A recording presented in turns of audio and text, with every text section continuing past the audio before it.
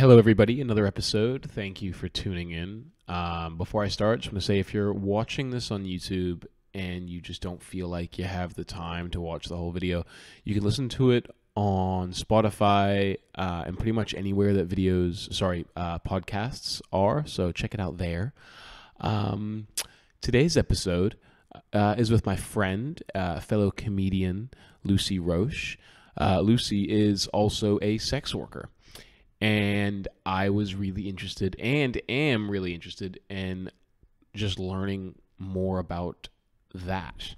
So we talked about a whole load of stuff. We kind of talked about what is involved, what her perspective towards men are in terms of how being a sex worker has shaped that, and just kind of all the nitty-gritty. It was fun. It was really interesting. Once again, if you're watching on YouTube, please subscribe. It helps the channel a lot. And enjoy. Now, you can find Lucy on Instagram at Lucy Fruits, and she has shows coming up wherever comedy shows are. Lucy's Instagram is spelled LucyFruitz. Enjoy the episode, guys. Thank you.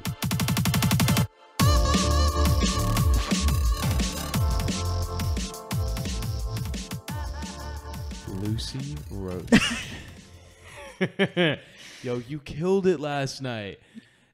Fuck off. No, you did good last night. Thank you. You and I had a comedy show out in the hut. That was a blast. I wouldn't go that far. No, I didn't really enjoy it that much, to be honest. It went as good as it could have, I reckon. Yeah, for the 6 tickets that we sold and the 10 that I gave away for free, and only 4 of the free people turned up. Yeah, comedy. Now, outside of comedy. Good segue. Yeah. What do you do for money? If you couldn't already tell by the title of this YouTube video and the title of the podcast. I was going to say I fuck for money. I make love for money. Ooh, that sounds worse. That sounds way worse. I provide people with a service. Yes. That is love. You know. Well, that is going to be some of the questions that I have to ask you later. And I am interested about like the whole emotional connection on things. Okay. But you are a sex worker. Yes. Yeah. And I guess that just involves selling sex, right? Yeah, well, obviously, I mean, okay, that's a hard question to answer. Like, yes, but also there's as you said, the emotional connection. I do think that people think, oh, you must just get guys who come in and just want to like talk the whole time. I think there's always a sexual element, but sometimes that's a very small like percentage of the booking, and the rest of it is like, but it's always there. So it's usually you think like guys are kind of lonely, or there's something lacking in like the affection department, and it's not just like, oh, I want to fuck. Not always. Everyone's different. Right. More often than not, you reckon it's like a 50-50 split? Well, like there are some guys who are like relatively like young and attractive, but they like they'd rather just pay for sex than like try to pick up in town because they're busy, or they're like, that's, you know, it's a safe bet. Yeah. If you go to a brothel, that someone will. It's guaranteed. Yeah. But yeah, there's something. I mean, well, I don't even know if it's always lacking. It's just like a physical thing. Yeah, we're a bit more. No, it's not you. It's me. No, it's I think we were getting like a bit of a hiss in the background. Go ahead. Okay. Maybe not. Oh, there we go. Okay, carry on. Sorry. Well, I think maybe more for men than women. Well, maybe not, but it's just like a physical need. Yeah. It's like gonna get from somewhere. Yeah. Gotta get from somewhere. Yeah. Yeah. I think.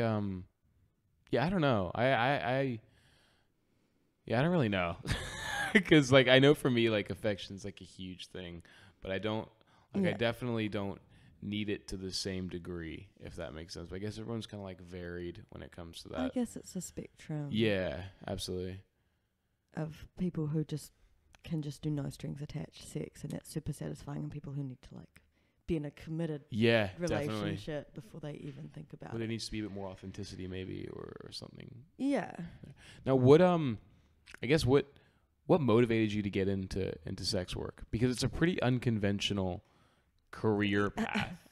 And And you seem like a pretty level-headed person. And I guess maybe the misconception that I have about sex work and the industry is that it attracts, probably gonna sound mean, but like people who are broken, or there's something that's happened to them in the past, and they kind of fall into that position.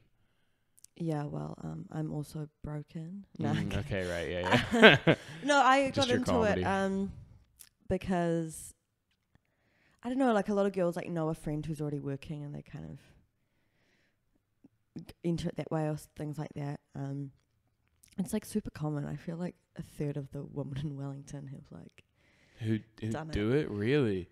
At least for even for like a couple of months, or like, you know, there's a spectrum. Like had a sugar daddy, whatever. Sure. Because it fits around your lifestyle. That's probably my favorite part about it. Choosing my own hours. It fits around comedy, or if you are studying, or like have a kid, it fits around that. I got into it. You don't do any of those though. That was good.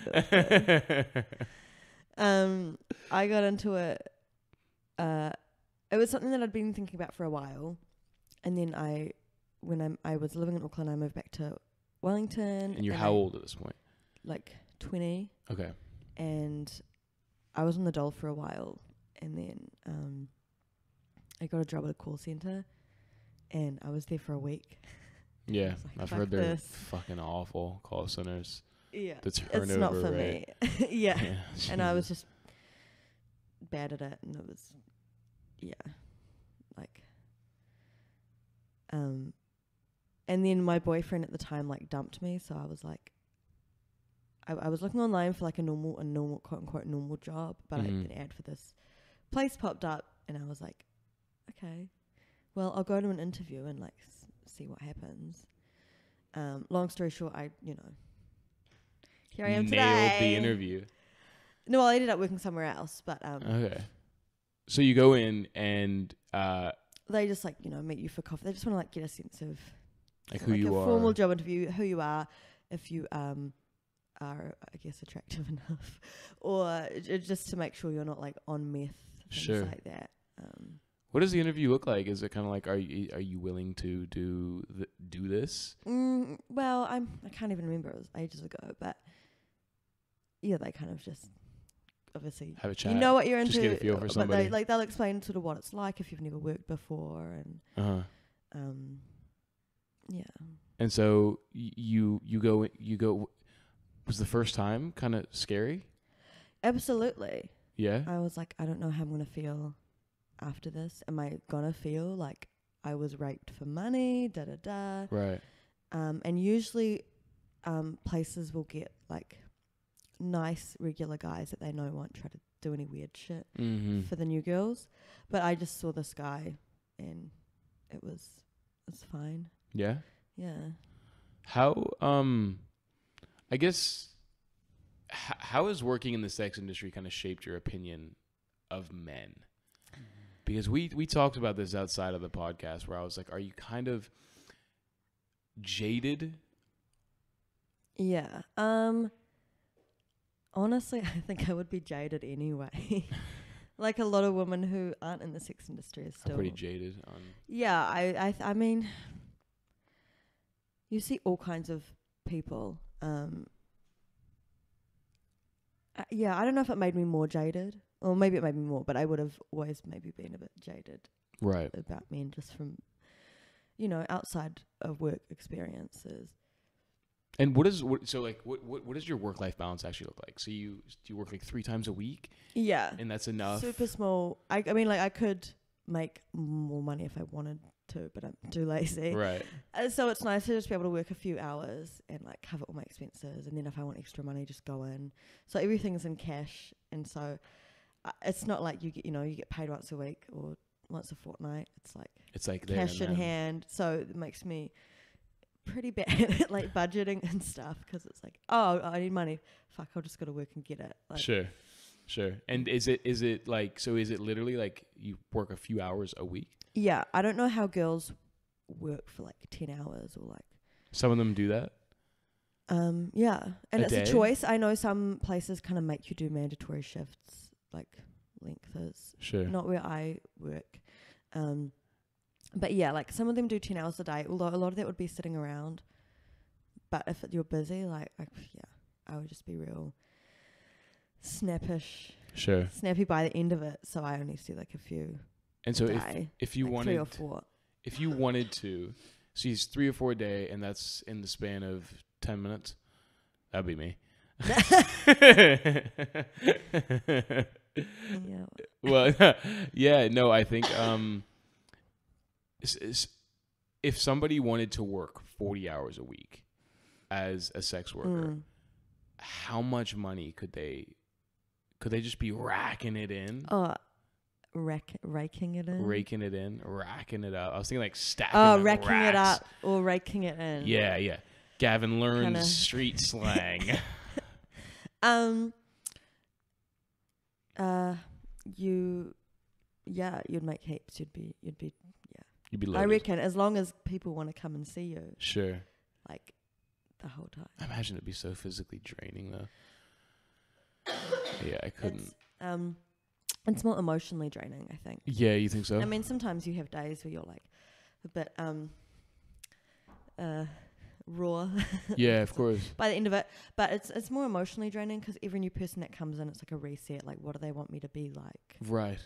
Super like, I don't know, porn star and like or more like subdued and like sure quiet and it's probably intimate, like the ultimate marketing thing, right? Like where it's like you feel like you sell a piece of your, like, you know, I don't know if you have you ever done hospital?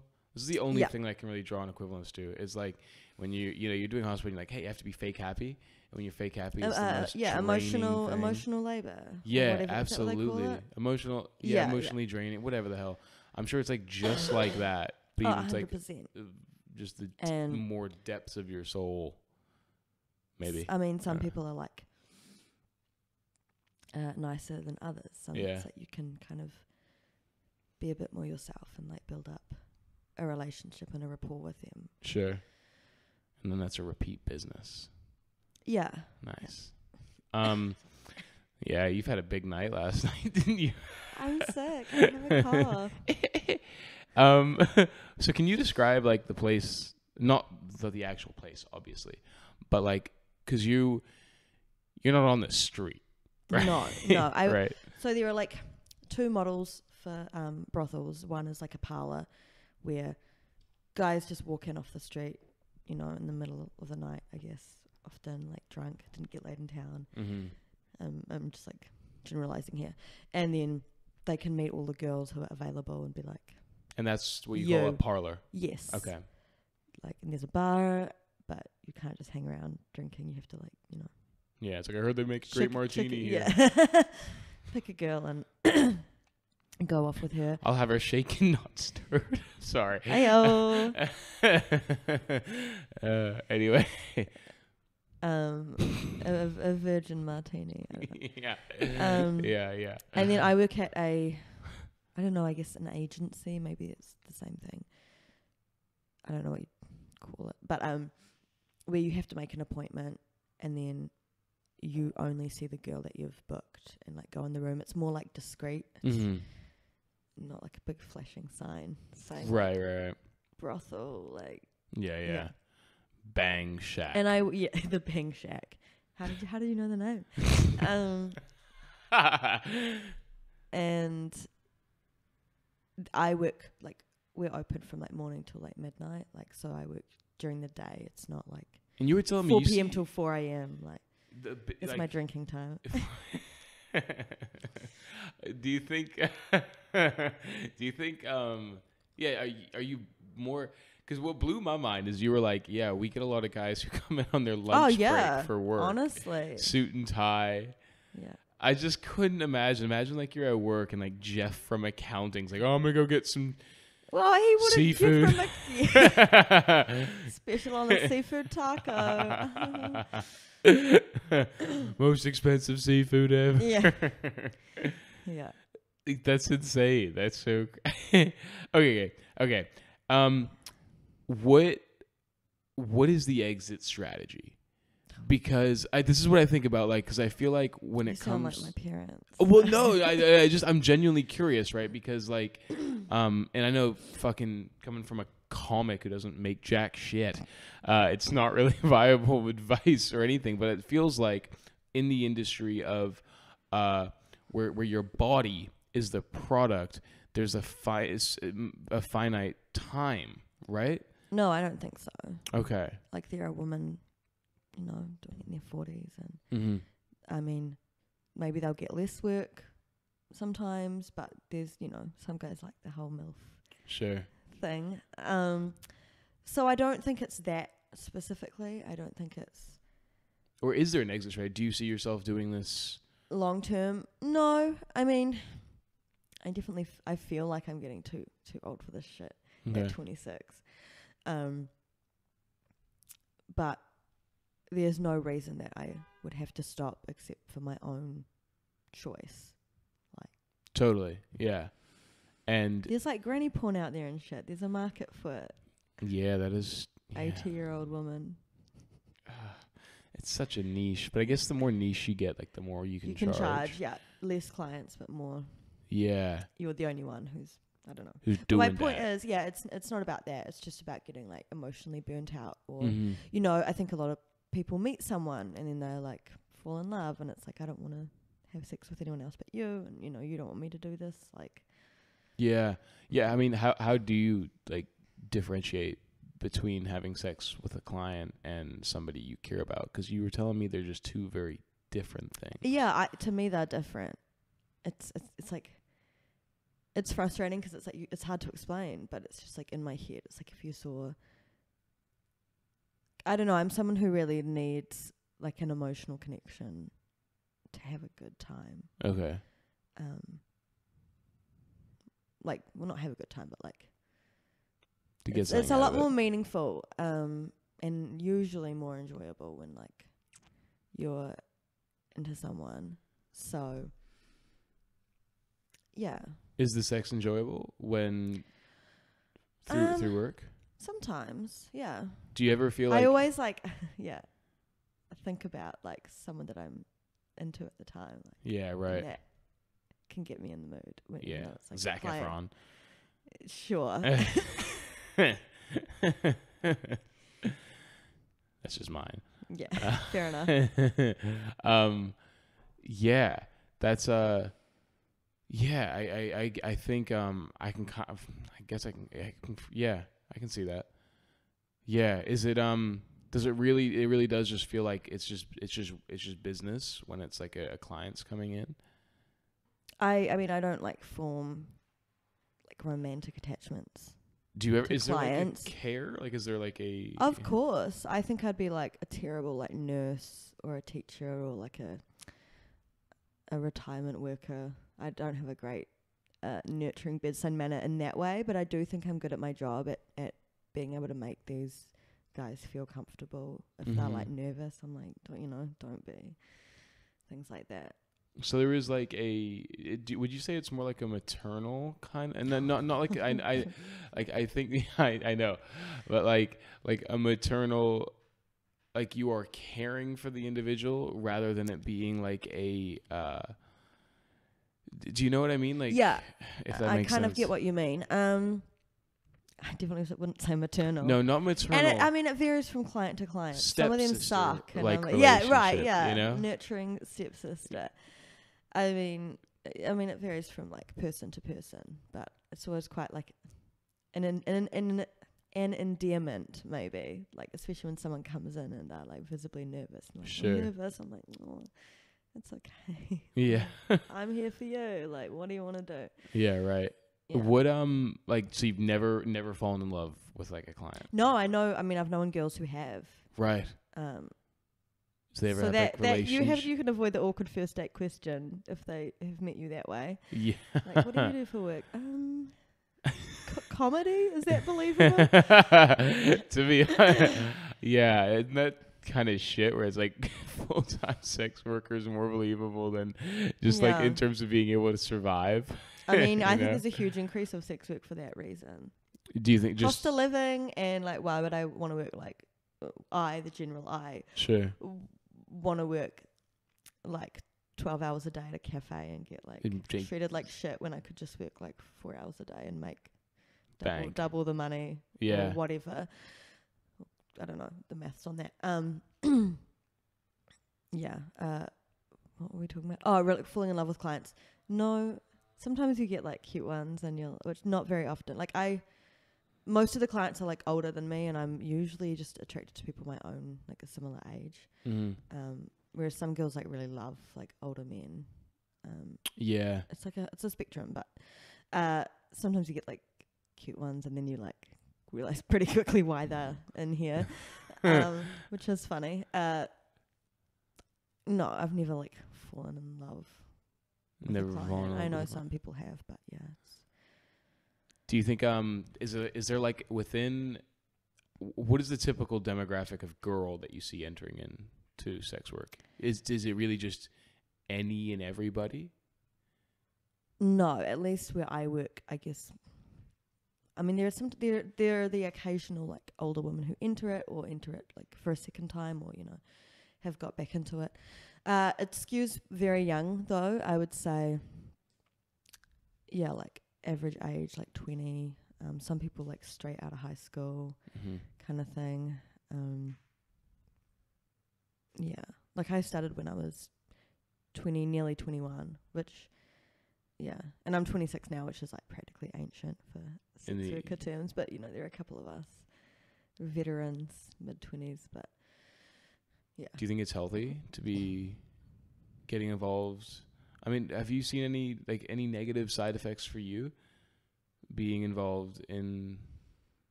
I mean, it's hard to know how things affect you at the time until like much later.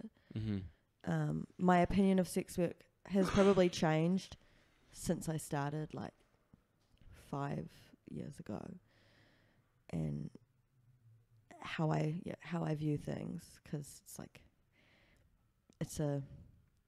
just in general a big change in your life to go from like early 20s to mid 20s, or 18 to 23 or whatever. No, the only negative side effects have been like having to deal with family, like reacting to it and stuff.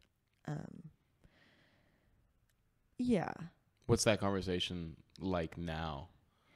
There isn't a conversation. Like, just it's not mentioned. We don't talk about it. No, okay, it's kind of the elephant in the room, I guess. Like my parents are not really happy about it, but I guess they have to accept it. Are they not happy from a safety perspective, or is it like a moral kind of standpoint? Probably both. Right. I mean, like that, different generation where that's super like taboo and frowned upon, and it's like, why would you do that if you're like a quote unquote like nice middle class girl, like but it's like, I'm happy and healthy, shouldn't that be enough for you guys? Whereas like my siblings are like Gen Z, and they're super like, it's super normalized.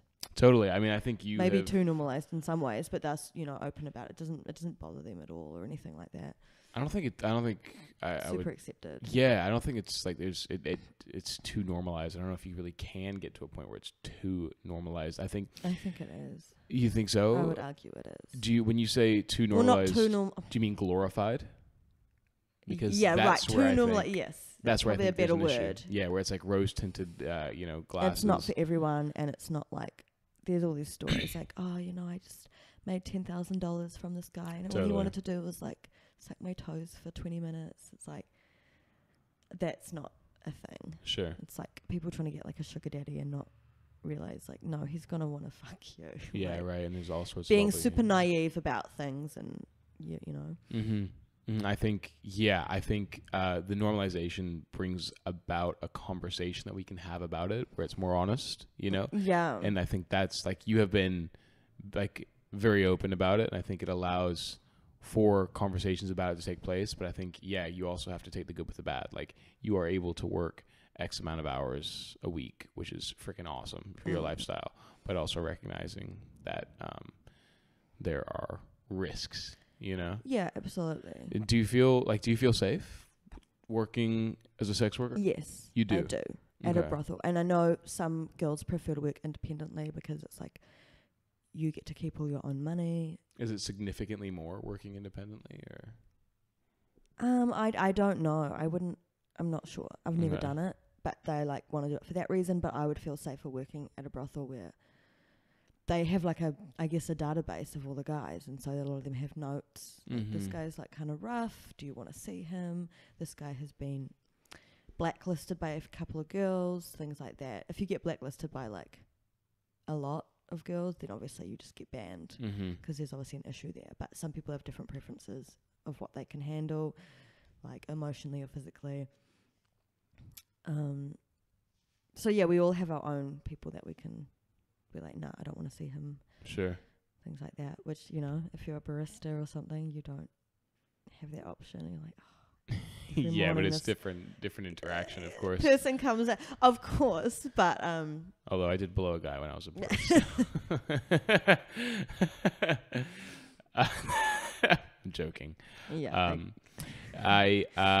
What kind of like support networks do you have around like the industry itself? Like, for example, if you work in government, there's free counseling, free therapy. Really? Yeah. Damn. I just do comedy. That's my therapy. Is it? Yeah. Well, there's the New Zealand Prostitute Collective. And so they provide like free checkups, and I'm sure emotional support if it's needed, or I'm sure that help people who want to transition out of the industry or get into it. Tell you your rights and things like that. Provide free condoms if you need them. So I suppose that is the biggest support network system, aside from just talking to talking to other girls. Venting. Yeah, talking smack about clients. Yeah, pretty much. Do you think do you see, I mean, I guess with the adventure of stuff like OnlyFans and stuff like that, have you ever considered like that as an avenue for work? Well, before I started escorting, I was considering like going into cam stuff. I don't know how lucrative things like OnlyFans are. I feel like it's like being like a YouTube celebrity. Like you see all the people at the top making bank. Right, but then everyone else isn't. And also they had to work for like years earning no money to get there. I mean, I don't know if it's like that, but that would be my perception. Like on OnlyFans, it's so funny. Like I'm a big Twitter user and I always see all these girls, and every person seems to be like, yeah, top 0.01% of OnlyFans. It's like, well, you can't all be the top zero. They all say one that? Person's lying. Yeah, I mean, and there are all these like, I don't know. OnlyFans feels like a bit of like a pyramid scheme. Like all these viral tweets of girls being like, I'm 21 and I just like got my first place by myself, or I just bought this house, and they all look the same. Right. And I'm like, are they trying to sell you like programs and stuff like that? They're trying to sell you on like joining OnlyFans. Like a referral fee and stuff. Yeah, I don't know. Yeah. I don't know. I mean, I'm slightly suspicious about things like OnlyFans, and I mean like that has gone a huge way for like glorifying and normalizing sex work. It seems like everyone has an OnlyFans now, but not everyone can. If it gets to be an oversaturated market, not everyone can like make. I don't know if I want money off it. Yeah, of course. I mean, there's only a finite amount of people who will pay for, like, you know. Yeah, and I do you know what I feel like? Just want to do like bikini pics and stuff. Like, I feel like you need to have all this money from posting photos of my bikini. Yeah, it's like you ain't posting photos of your bikini. Yeah, come on. Yeah, and plus I feel like that would be even more of an emotional investment in somebody, whereas you can just like have a session, switch off. Whereas the thing with OnlyFans is really about curating your audience and really like being hey, on your phone all the time. And I think a lot of girls get pressured and blackmailed, which happens, I'm sure, a bit in escorting as well. But yeah, when they're like, well, I've got all this, like all these naked photos of you, all of this stuff that I could like leak or expose. That's a really good point. Yeah, so that's a really good point. There's not a physical risk necessarily with like camming, but there is that risk of getting leaked. Of getting blackmailed, yeah. Well, that's an interesting thing. Like what I've been talking to, like within comedy, we get quite a range of people. within a range of professions, and I've Mm-hmm. got other friends outside of this as well. And like, just the weirdest thing that I've learned is just like the spectrum of behavior that you guys deal with that we just don't really see in everyday life. Just like the weird shit that guys will get up to.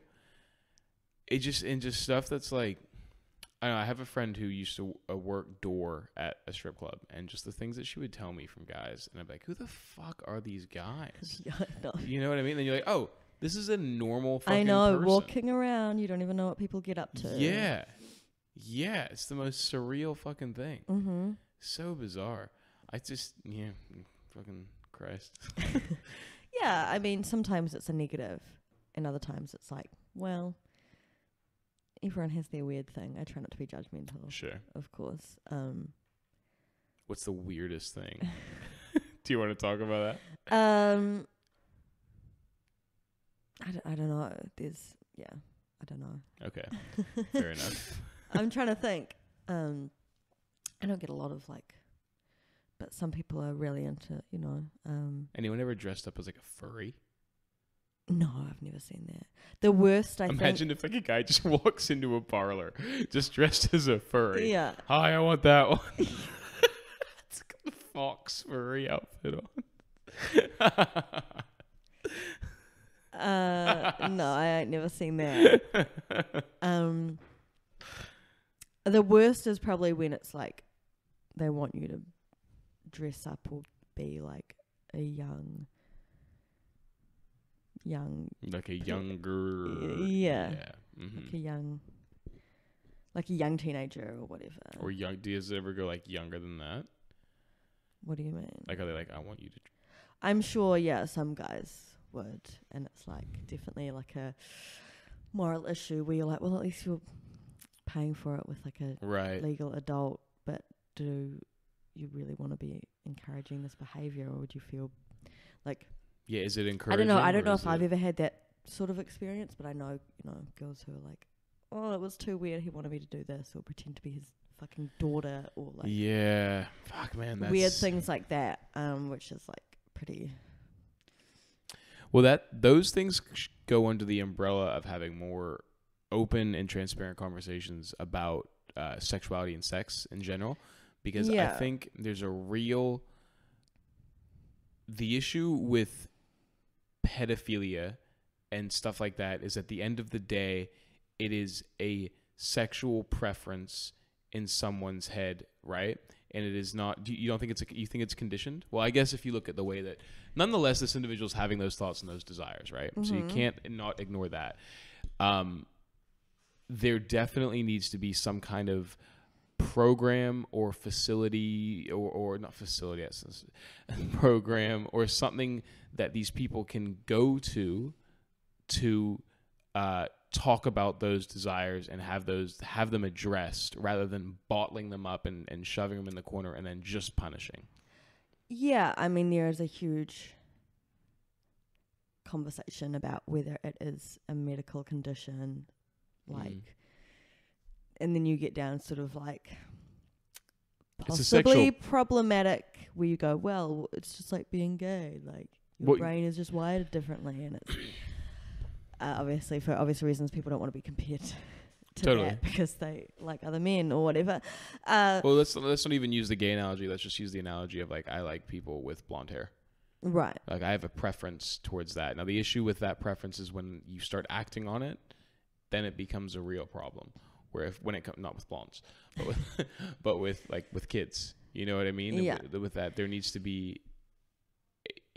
Well, yeah, I mean, yeah, there's a lot of. Yeah, maybe they need help and condition. I don't know. Well, I don't think the solution is to be like, shame, shame, shame. No, that just makes it even hotter. But you know what I mean? Like, the issue shouldn't just be like, right. But then there's things like, if you have like a child, like sex doll, say, so right? Is that just encouraging an outlet? It, or is it an outlet? Yeah, or is it encouraging it? And I don't know. I mean, I think it's probably not great. My thinking would be, it encourages it, because I know when it comes down to addiction, like addicts with porn addiction, from what I've read, addicts crave nuance, and initially, just something vanilla gets you off, and then you have to get exactly. Maybe a doll is fine for now, and then later on you're like, no, I need a real. Yeah. Oh, and then you start like, well, fucking bring on AI, or VR, and then it just gradually gets to like a weird spiral, and I don't know if, I don't know. So yeah, it's like if someone is having sex with an adult woman who's pretending to be like a child, is that okay? Is that like an outlet, or is that encouraging them to? Totally, but I do think there should be a place for people. It's dark conversation. Well, no, it's just Gavin learns about pedophilia. Well, like I definitely think there needs to be a spot where, like, if somebody is having those, those desires, like I don't want to be having these. Where do I go? Who do I talk to? There needs to be a place where they can then go talk to someone. And I guess that's why I guess it's a like counselor or therapists. But like you have to also appreciate the fact that like those are expensive. Do you know what I mean? And if we're talking about mitigating harm to the rest of society, and I imagine it's quite difficult to find a counsellor that specialises in that, in a non-judgmental. Well, every therapist should be non-judgmental. That's their job, right? Yeah, but some are, better than others. Yeah, totally. I agree. I would just, you're right. Yeah, I think, but I think there definitely needs to be some kind of, if we're talking about mitigating harm to the rest of society, the trick isn't to just be like, you even see it with like, drugs. Let's just criminalize it, punish it, and we'll put stricter punishments on it, and that'll prevent people from doing it. It's like, no, there's a core issue that you kind of need to look at that then it all flows up. Yeah. Well, yeah, a lot of like child molesters are not born pedophiles, but they, were molested themselves. It's a weird thing, right? Where it kind of gets in the cycle of abuse. Yeah. And then there are people who are just wired like that, and it's like, yeah, all of it is a big no-no. Yes, hard stance on Gavin Learns against pedophilia. Yeah, to make that clear. I want to make this abundantly clear. What's the funniest thing you've ever had happen while working? Oh.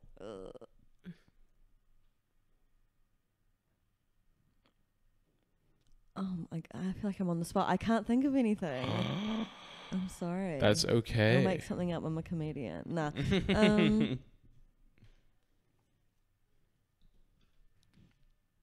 No, I don't know. Has any client ever offered to marry you? No. Sadly not. Fuck, that's rough.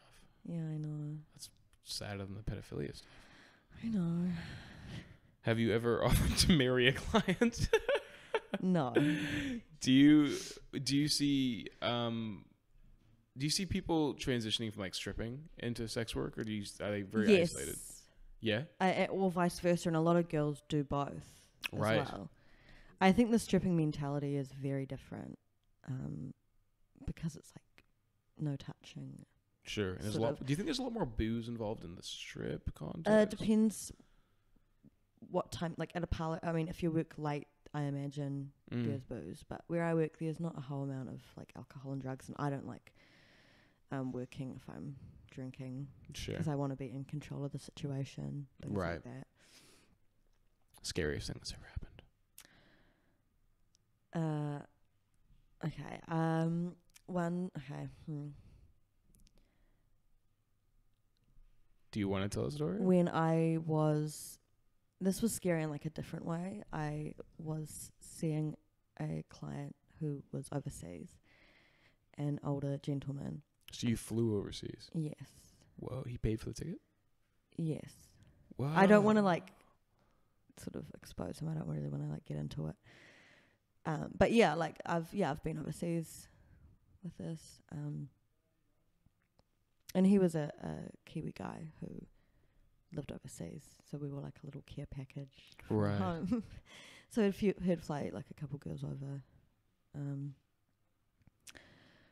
Anyway, so I was with him, and we'd like just had sex, and then he started acting real weird, and I thought he had like a stroke or something, because he kept like repeating himself, and it was like on a 30-second loop kind of thing. Where was this? Can you say? No. Okay. I'm not going to say where. Okay.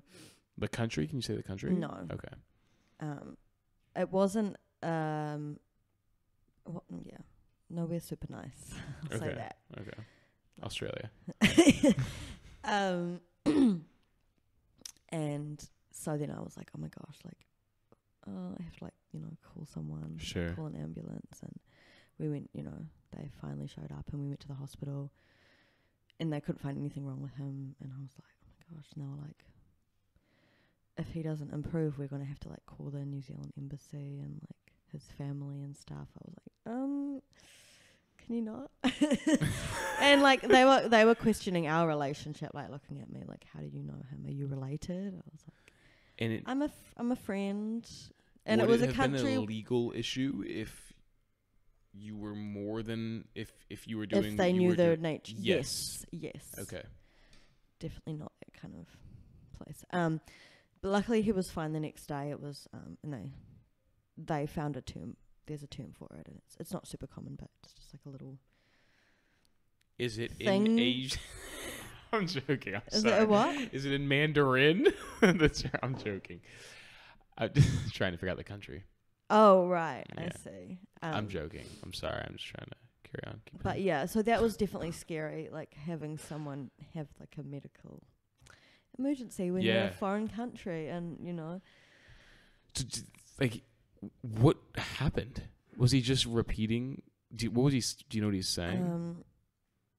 And he was pointing stuff out that like he had thought had happened months ago, but it had happened that day, or like vice versa, kind of thing. Taking drugs or something? It sounds like a. So they thought at the hospital, they're like, has he taken drugs? Right. And I was like, no. And I think the physical exertion of sex kind of triggered it. Right.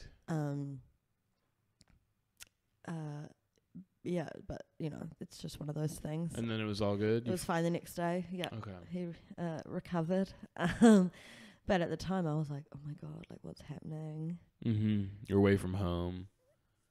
Yeah.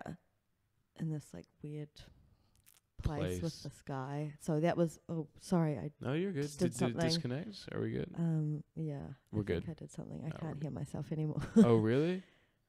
Go ahead and speak. Hello. Oh yeah, I'm coming back in. Sorry. That's okay. Yeah, so that was definitely scary. Yeah, that's that is Not wild. in like I feared for my own safety. Sure. But like Odd situation. Mm-hmm. Lucy, I think that's us. Okay. Cool. Anything you want to?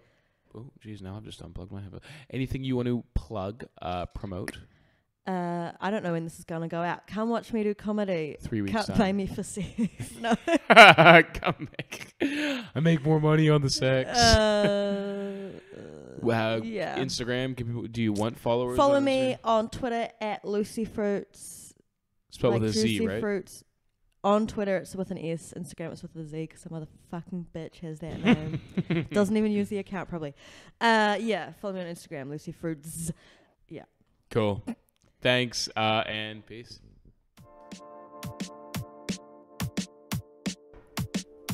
Alrighty, ladies and gentlemen. I hope you enjoyed it. That was fun. Once again, if you watched on YouTube, go ahead and subscribe and smash that like button. Yeah, I've sold out. I'm unironically saying it now. Yeah, and follow Lucy on Instagram, Lucy Fruits, LucyFrutz. Once again, the podcast is available pretty much anywhere podcasts are hosted, so you don't just have to watch it. And I also will be creating smaller clips of the podcast in the future, too. But yeah, guys, thank you for tuning in, and see you around. Bye.